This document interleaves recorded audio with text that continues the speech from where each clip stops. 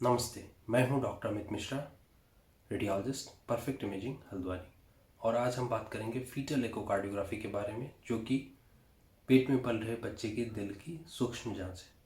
तो fetal echocardiography, fetal एको कब कराना चाहिए, किन महिलाओं में करना ये ज़्यादा ज़रूरी है और क्यों ज़रूरी है फीटल एकोकार्डियोग्राफी, और फीटल एकोकार्डियोग्राफी की बाकी डिटेल्स मैं आज आपको इस वीडियो में बताऊंगा। तो फीटल एकोकार्डियोग्राफी पेट में, जैसे मैंने बोला, पेट में पल रहे बच्चे के दिल की सूक्ष्म जांच है। तो जनरली क्या होता है कि लेवल 2 स्कैन जब होता है, जो कि हर प्रेगनेंसी में होता है, उसी टाइम पे हम बच्चे के दिल को डिटेल में देखने की, सूक्ष्म रूप से देखने की कोशिश करते हैं। लेकिन कई बार ऐसा होता है कि बच्चे का पोजीशन बहुत फेवरेबल, बहुत अच्छा नहीं रहता है और दिल को हम बहुत अच्छे से देख नहीं पाते हैं उस टाइम पे। तो उन कंडीशन में, या फिर बहुत सारे हॉस्पिटल्स में, बहुत सारे क्लिनिक में दिल की बारीक जांच लेवल 2 में इंक्लूडेड भी नहीं है। तो इन सब चीज़ों से बचने के लिए और इन सब चीज़ों को न्यूट्रलाइज करने के लिए जो है, एक फीटल एकोकार्डियोग्राफी अलग से बनाया गया है, जो कि अब हर प्रेगनेंसी में आ, हो रही है रूटीनली। जैसे लेवल 2 स्कैन होता है हर प्रेगनेंसी में, वैसे ही फीटल एकोकार्डियोग्राफी भी अब हर प्रेगनेंसी में, स्पेशली बड़े सिटीज़ में, अच्छे हॉस्पिटल्स में और डेवलप्ड कंट्रीज़ में अब रूटीनली हर प्रेगनेंसी में फीटल एकोकार्डियोग्राफी किया जा रहा है। तो फीटल एकोकार्डियोग्राफी करना क्यों ज़रूरी है, तो इसका मैं बैकग्राउंड थोड़ा सा आपको ये समझाऊंगा कि जो बच्चा पैदा होता है, आप लोगों में से कुछ लोगों ने सुना होगा, सारे बच्चे नॉर्मल हार्ट के साथ पैदा नहीं होते। आप लोगों में से सुना होगा कुछ लोगों ने कि बच्चा पैदा हुआ और उसके दिल में छेद पाया गया और फिर उसकी सर्जरी हुई, उसका ऑपरेशन हुआ। या आप लोगों में से कुछ लोगों ने सुना होगा कि बच्चा पैदा हुआ और उसके दिल में बहुत जटिल समस्याएं थी और वो बहुत दिनों तक वो सरवाइव नहीं कर पाया, बहुत दिनों तक उसका लाइफ नहीं चल पाया। और फिर तो ये सब चीज़ें जो हैं कुछ कंडीशंस में पाए जाते हैं। हमेशा, जैसे मैंने बोला, बच्चा नॉर्मल दिल के साथ पैदा नहीं होता है।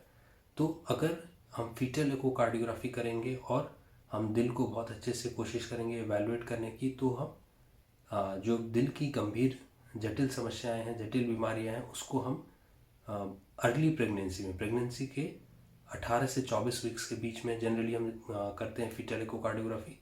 तो इस टाइम पे अगर हम उन समस्याओं को, दिल की उन बीमारियों को अगर हम पकड़ें, तो फिर पेरेंट्स को सारा ऑप्शन दिया जा सकता है कि क्या क्या आगे ट्रीटमेंट होना है आपका, और इन ट्रीटमेंट के लिए आप तैयार रहें।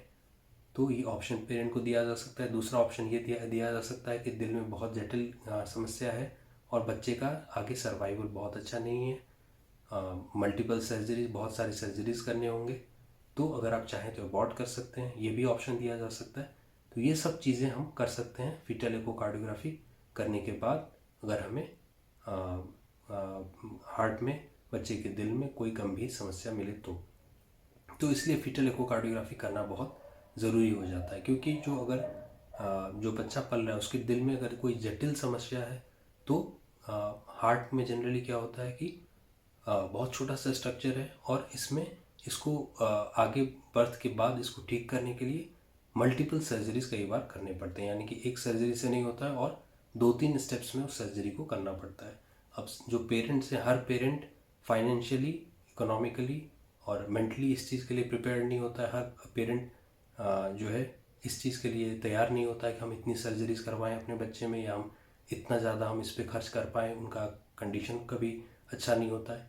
तो इन सब चीज़ों से बचने के लिए हम पहले ही पेरेंट्स को हम सचेत कर दें कि ऐसा ऐसा है, और फिर आपका डिसीजन है, आप क्या करना चाहते हैं आगे। अगर कंटिन्यू करना चाहते हैं तो ये ट्रीटमेंट है और इसका ये जो है आपको आगे ये प्लान आपको करना पड़ेगा। या फिर अगर आप अबॉर्ट करना चाहते हैं तो फिर वो ऑप्शन भी हम देते हैं। तो ये चीज़ों को देखने के लिए फीटल एकोकार्डियोग्राफी करना ज़रूरी है, क्योंकि हार्ट के जो प्रॉब्लम्स होते हैं वो जनरली बहुत इंपॉर्टेंट होते हैं आगे के लाइफ के लिए, और इसको पकड़ना, डायग्नोज करना बहुत ज़रूरी है। तो इसलिए फीटल एकोकार्डियोग्राफी करना ज़रूरी हो जाता है। अब पर्सनली मैं अपने क्लिनिक में जब भी लेवल 2 स्कैन होता है, मैं कोशिश करता हूँ हार्ट को टाइम देके डिटेल में देख लूँ।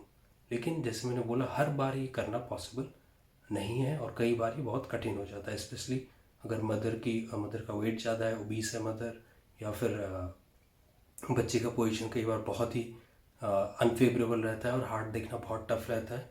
तो इसलिए इन सब चीज़ों को से बचने के लिए हम फीटल इकोकार्डियोग्राफी एडवाइस करते हैं। तो अब फीटल इकोकार्डियोग्राफी कब करना चाहिए, ये क्वेश्चन है।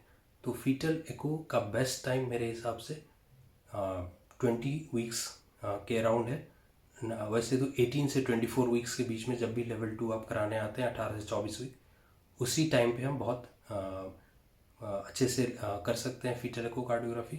सेम डे में भी कर सकते हैं और अगर आप चाहें तो 2 स्टेप्स में हम कर सकते हैं। एक दिन लेवल 2 करेंगे और आप कुछ वीक्स बाद आके जो है फीटल इकोकार्डियोग्राफी करा सकते हैं। लेकिन ये चीज़ हमें समझना ज़रूरी है कि 24-25 वीक्स से पहले हम अगर करें तो ज़्यादा अच्छा रहेगा, क्योंकि बच्चे के पार्ट्स बहुत बड़े नहीं रहेंगे और फिर हार्ट को वो ऑब्स्क्योर नहीं करेंगे, यानी कि हार्ट को वो ढकेंगे नहीं और हमें हार्ट अच्छे से दिखेगा।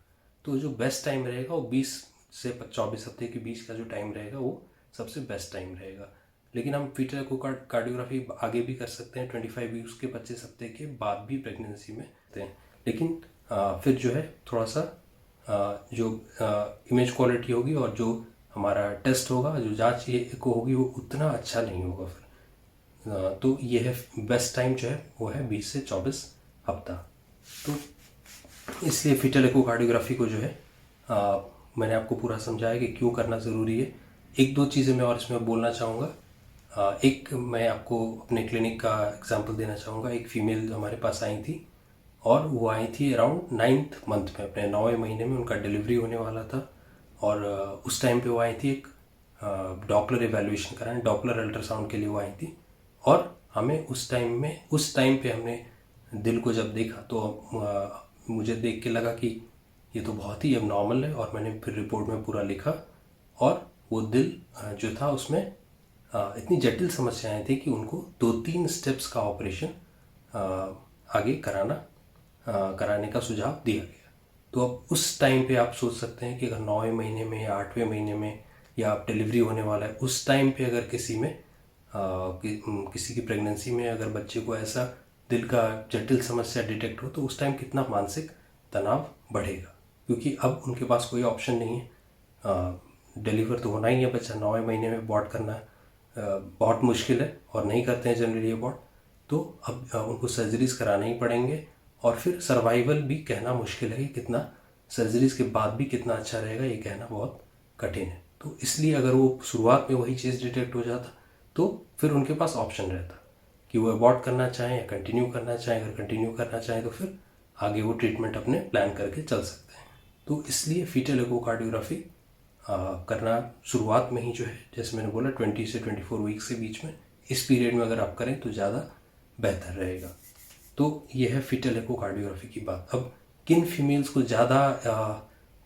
को इसमें ज़्यादा जो इम्पोर्टेंट है, किन फीमेल्स को कराना चाहिए, तो स्पेशली जो डायबिटिक्स हैं, जिनमें डायबिटीज़ है, जिनका बॉडी वेट ज़्यादा है, यानी कि जो थोड़े फैटी हैं, ओबीस हैं, उनको कराना ज़रूरी है। जिनके फैमिली में हिस्ट्री है, यानी कि जिनके परिवार में पहले किसी बच्चे में हार्ट का डिफेक्ट हो चुका है, हार्ट की बीमारियों के साथ वो पैदा हुआ है, ऐसे फीमेल्स को, तो इन सब फीमेल्स को थोड़ा सा ज़्यादा इम्पॉर्टेंट है कि वो कराएं इस टेस्ट को। दूसरा, टाइमिंग का मैंने बता दिया, 20 से 24 वीक्स बेस्ट टाइम रहेगा, लेकिन किसी भी टाइम पे हम कर सकते हैं। तो ये है फीटल इकोकार्डियोग्राफी की बात।